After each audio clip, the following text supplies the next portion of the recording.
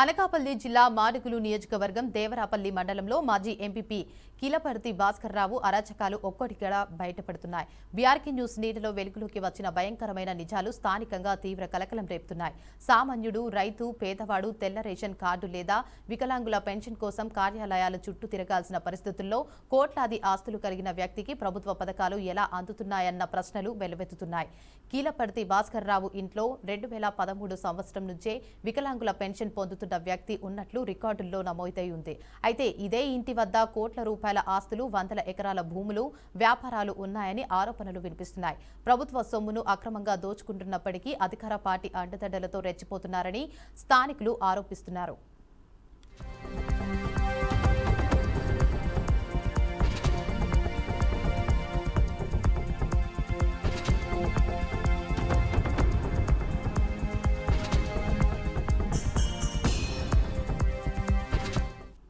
దేవరాపల్లి మండల పంచాయతీలో భారీ స్థాయిలో అవినీతి జరిగిందని, గ్రామ అభివృద్ధి నిధులు, ప్రభుత్వ పథకాల సొమ్ము కోట్ల రూపాయల్లో మింగేశారన్న ఆరోపణలు ఉన్నాయి. అధికార దాహంతో రోజుకో పార్టీ మారుతూ ప్రజలను మోసం చేస్తున్నారని విమర్శలు వెల్లువెత్తుతున్నాయి.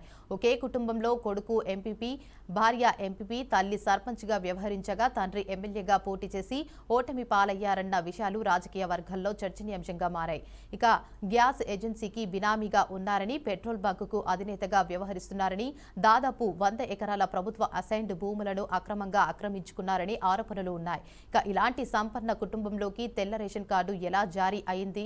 వికలాంగుల పెన్షన్ రూపంలో నెలకు 4,500 నుంచి 10,000 వరకు ప్రభుత్వ సొమ్ము ఎలా వస్తుంది అన్న ప్రశ్నలకు అధికారుల వద్ద సమాధానం లేదని ప్రజలు మండిపడుతున్నారు.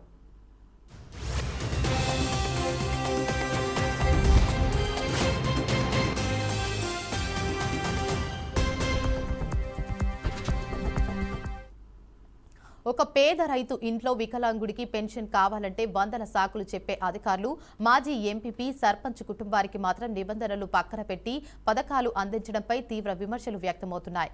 పేదవాడు, రైతు, రిక్షా కార్మికుడు ఈ అధికారులు కంటికి కనబడడం లేదా అని స్థానికులు ప్రశ్నిస్తున్నారు. ఈ మొత్తం వ్యవహారంపై సమగ్ర విచారణ జరిపి అక్రమంగా పొందిన రేషన్ కార్డులు, పెన్షన్లు రద్దు చేయడంతో పాటు ప్రభుత్వ సొమ్మును దోచుకున్న వారిపై కఠిన చర్యలు తీసుకోవాలని ప్రజలు, సామాజిక కార్యకర్తలు డిమాండ్ చేస్తున్నారు.